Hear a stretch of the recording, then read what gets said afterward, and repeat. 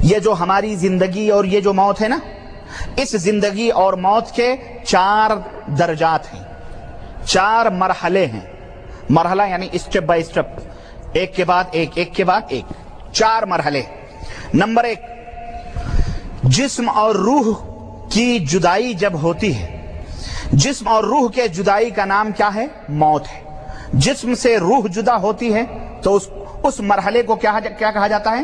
موت کہا جاتا ہے۔ یعنی جب روح جسم سے الگ ہو تو اس کو موت کہا جاتا ہے، اور یہی روح جب بدن سے ملی ہوئی ہو تو اس کو کیا کہا جاتا ہے؟ زندگی، حیات، اسی کو زندگی کہتے ہیں۔ یعنی اور یہ بھی سنو، 4 مرحلوں میں انسان کے اوپر 2 موت ہے اور 2 دفعہ زندگی ہے، 2 موت اور 2 زندگی ہے۔ قرآن سنو، اللہ وحدہ لا شریک نے ارشاد فرمایا، کیف تکفرون باللہ وکنتم امواتا فاحیاکم ثم یمیتکم ثم یحییکم ثم الیہ ترجعون۔ سورہ بقرہ آیت نمبر 28۔ اللہ وحدہ لا شریک نے فرمایا کہ بھلا بتاؤ تم اللہ کا انکار کیسے کرتے ہو؟ اے کافرو، تم اللہ کو کیسے جھٹلاتے ہو جبکہ تم پہلے مردہ تھے؟ ایک مرحلہ یہ ہے، ہم پہلے کیا تھے؟ مردہ تھے۔ فَأَحْيَاكُمْ، پھر اللہ نے تمہیں زندہ کیا، اب یہ زندہ ہے۔ پہلے مردہ تھے، پھر زندگی ملی۔ ثُمَّ يُمِيتُكُمْ، پھر اللہ تمہیں مارے گا، مردہ ہو گئے تم۔ ثُمَّ يُحْيِيكُمْ، پھر اللہ تمہیں زندہ کرے گا حساب و کتاب کے لیے۔ ثُمَّ إِلَيْهِ تُرْجَعُونَ، تمہیں پلٹ کر اللہ کے پاس جانا ہے۔ تو یہ 4 مرحلے ہوئے کہ نہیں ہوئے؟ پہلے موت، پھر زندگی، پھر موت ہوگی اور پھر زندگی ملے گی۔ اس حقیقت کو ذرا سمجھو تو پوری بات سمجھ میں آ جائے گی۔ اللہ رب العزت نے ایک جگہ اور ارشاد فرمایا کہ یہ کفار اس بات کا اقرار کرتے ہیں، کیا؟ قالوا ربنا امتنا اثنتین واحییتنا اثنتین، اے اللہ تو نے ہمیں 2 دفعہ مارا اور 2 دفعہ تو نے ہم کو زندہ کیا۔ تو 2 موت ہے اور 2 زندگی ہے، اور ان دونوں مقامات پر اللہ نے پہلے موت کو ذکر کیا ہے، پہلے موت کو ذکر کیا۔ معلوم یہ پتہ یہ چل رہا ہے کہ ہم زندہ رہنے سے پہلے مردہ تھے، ہمارے اوپر موت طاری تھی، پھر زندگی کا اللہ وحدہ لا شریک نے ذکر فرمایا ہے۔ اور اس موت کو بھی اللہ ہی نے پیدا کیا ہے، بلکہ اسی طرح سے جس طرح اللہ نے ہمیں زندگی ہمارے لیے زندگی بنائی ہے، اسی طرح اللہ نے اس موت کو بھی پیدا کیا ہے۔ موت ایک چیز ہے جس کو اللہ نے بنایا ہے، زندگی ایک چیز ہے جس کو اللہ نے بنایا ہے۔ قرآن سنو، سورہ ملک آیت نمبر 2، اللہ رب العزت ارشاد فرماتا ہے، الذی خلق الموت والحیات لیبلوکم ایکم احسن عملا۔ اللہ وہ ہے جس نے موت کو بھی پیدا کیا ہے اور زندگی کو بھی پیدا کیا ہے تاکہ تمہیں دنیا میں آزمائے کہ تم سب سے بہترین عمل کس طرح سے کرتے ہو، کون کتنا اچھا عمل کرتا ہے۔ تو پہلا مرحلہ کیا ہے؟ موت ہے۔ یہ پہلا مرحلہ ہے جب اللہ رب العزت نے آدم علیہ السلام کو پیدا فرمایا، اور ان کے بعد میں جتنی بھی روحیں قیامت تک آنے والی تھی، قیامت تک جتنی بھی روح آنے والی تھی، ان تمام روحوں کو اللہ وحدہ لا شریک نے پیدا فرمایا۔ آدم کی پشت سے، پیٹھ سے تمام روحوں کو اللہ نے اپنے سامنے جمع کیا۔ ان روحوں کے اندر ہم بھی تھے، تم بھی تھے، دادا بھی تھے، پردادا بھی تھے، قیامت تک آنے والے پوتے بھی، لکڑ پوتے، چکڑ پوتے، یہ جتنے بھی ہیں اس میں آدم بھی تھے، عیسیٰ بھی تھے، موسیٰ بھی تھے، روح اللہ بھی تھے، یعقوب بھی تھے، ہمارے نبی حضرت محمد الرسول اللہ صلی اللہ علیہ وسلم بھی تھے، سب تھے۔ آدم کے بعد جتنے تھے اور قیامت سے پہلے جتنے ہوں گے، سب کے سب اللہ کے سامنے حاضر تھے جب اللہ نے حضرت آدم کو پیدا کیا تھا۔ سمجھ آ رہی ہے کہ نہیں آ رہی ہے؟ اس حقیقت کو سمجھو۔ چنانچہ اللہ وحدہ لا شریک قرآن کریم میں ارشاد فرماتا ہے، سورہ اعراف آیت نمبر 172، اللہ وحدہ لا شریک ارشاد فرماتا ہے، وَإِذْ أَخَذَ رَبُّكَ مِنْ بَنِي آدَمَ مِنْ ظُهُورِهِمْ ذُرِّيَّتَهُمْ۔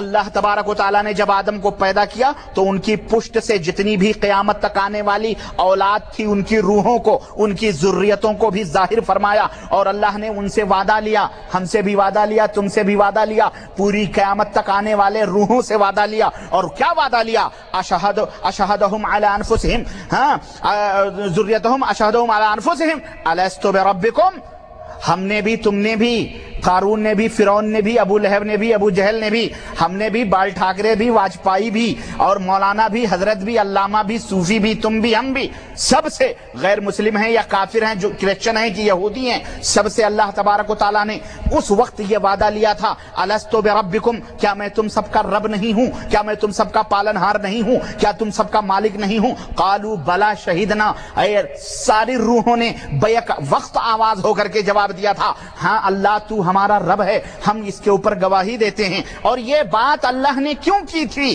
یہ کام اللہ نے کیوں کیا تھا؟ اللہ فرماتا ہے ان تقولوا یوم القیامت انا کنا عن ھذا غافلین، تاکہ جب میدان قیامت میں ہم تمہیں اپنے سامنے حساب و کتاب کے لیے بلائیں تو تم ہمارے سامنے یہ نہ کہہ سکو ہے پاک پروردگار ہم تو اس سے غافل تھے، ہمیں تو پتہ نہیں تھا۔ اور اس وعدے کو اور اس عہد کو اور اس وعدے کو یاد دلانے کے لیے اور اس وردان کو یاد دلانے کے جو وعدہ کیا گیا تھا یاد دلانے کے لیے اللہ رسولوں کا سلسلہ جاری فرماتا رہا، اللہ کتابوں کو نازل فرماتا رہا، تاکہ امت کو، بندوں کو ہر بات معلوم ہوتی رہے، ان تک یہ خبر پہنچتی رہے، کوئی بھولے نہیں۔ اللہ فرماتا ہے تاکہ میرے سامنے عذر نہ کر سکو، تم نے وعدہ تم سے ہم نے لے لیا تھا، اب اگر کفر کر رہے ہو اور اسلام کو چھوڑ کر کوئی اور مذہب اختیار کر رہے ہو تو اختیار کرو، قیامت کے دن ہم اسی وعدے کے مطابق تمہاری گرفت کریں گے۔ تو میرے عزیز کہنے کا مطلب یہ ہے، یہ موت کا مرحلہ ہے۔ یہ کون سا مرحلہ تھا؟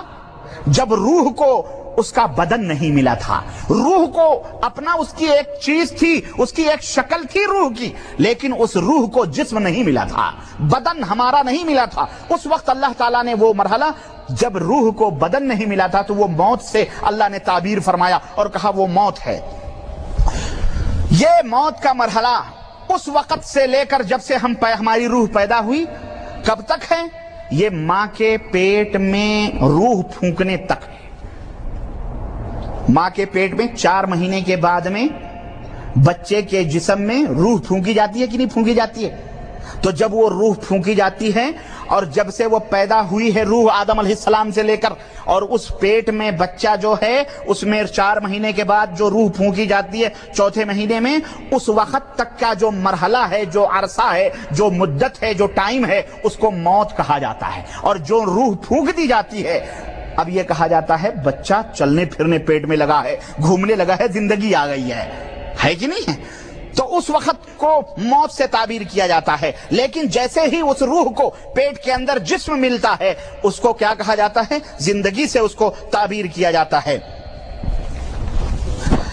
اچھا، اب آگے بڑھتے ہیں۔ یعنی روح اس وقت تو زندہ تھی، مگر چونکہ اسے پیدا ہونے کے بعد فوراً جسم نہیں ملا تھا، اس لیے اس کو، ظاہر ہے وہ روح زندہ تھی کہ نہیں تھی؟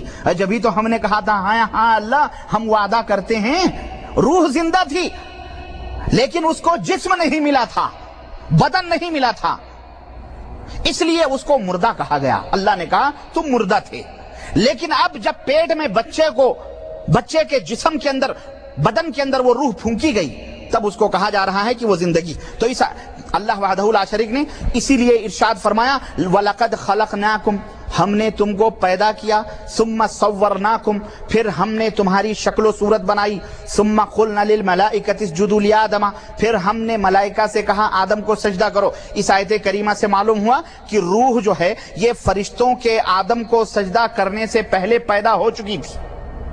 فرشتوں کے سجدہ کرنے سے پہلے آدم کے ساتھ تو ہماری روحیں بھی پیدا ہو چکی تھی۔